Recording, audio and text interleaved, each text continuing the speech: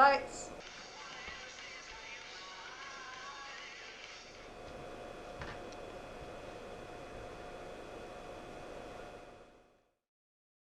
I remember the day my nonna dying, feeling really happy because the day started off so well.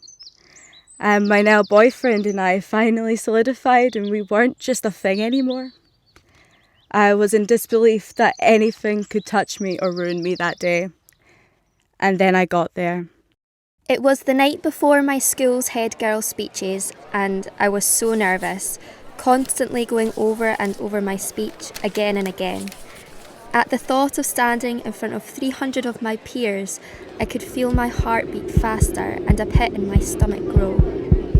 We spent hours waiting on the sun-baked earth, the clouds taunting us as they agilely darted around the sun. Every few hours we'd get up for a band, and sit back down on the flattened grass. Then, the time came. The moment I had been waiting for years. Everyone was chanting these prayers and crying profusely.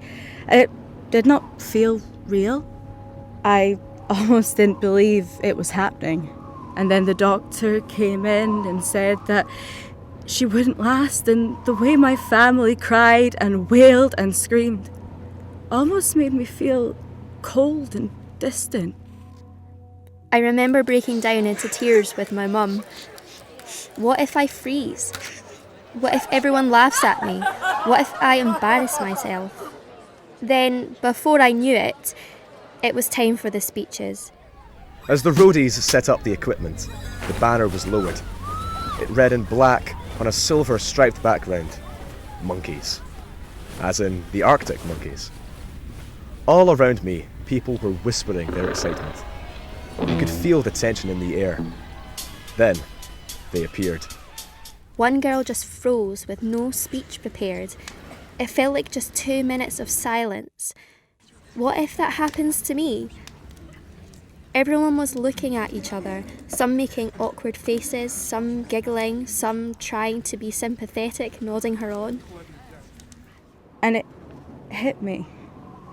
When I watched her take her last breath and choke on her own vomit, literally just watched the colour sort of fade from her skin and all the breath escape from her body.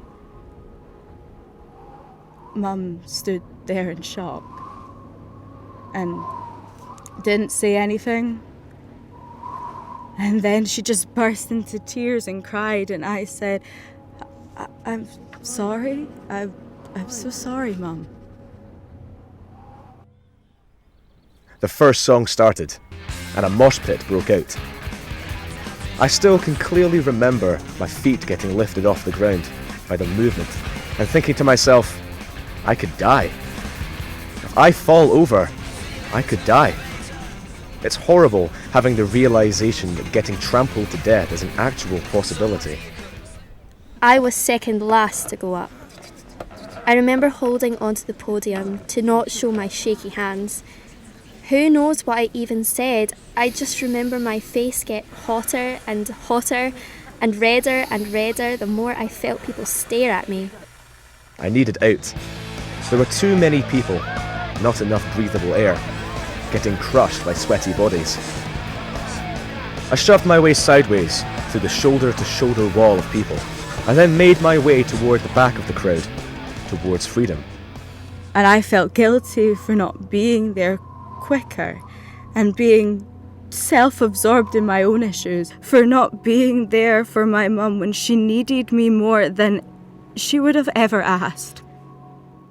Then, I don't know what happened, but I just totally went off script and came out with, 'cause, you know, teamwork makes the dream work. And I got quite a roar of laughter. I just remember the sides of my mouth turning into the biggest smile, realising I was doing okay and finally felt at ease. I finally made it to a less packed area and sat down on some concrete steps, trying to calm myself. I was on the verge of shaking. I waited, and after a bit, my friend found me. We made our way back toward the train station. As I explained to her what had happened, all the emotions flooded out at once. I started to cry over my words.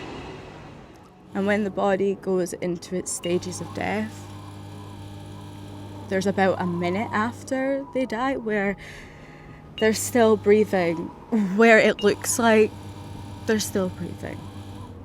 And I felt guilty that my mum had a moment, a glimmer of hope still.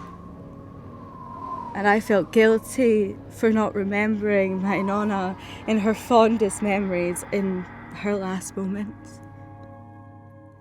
A week later, I found out I was offered to be deputy head girl, and now thinking back, I just laugh at how frightened I was, as I have now, since then, spoke in front of audiences much larger than that. To this day, Sydney is the only friend I have cried in front of. By the time we got back to the train, however, I was better, and already laughing at the craziness. It was definitely a life experience. And that feeling of guilt of how I reacted that day will forever haunt me. And there is nothing I can do to go back and change it. Lights.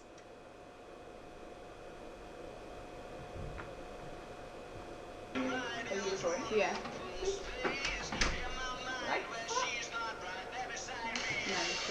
You look so good under these white lights. And then we're going to go projector, and then light, and walk out.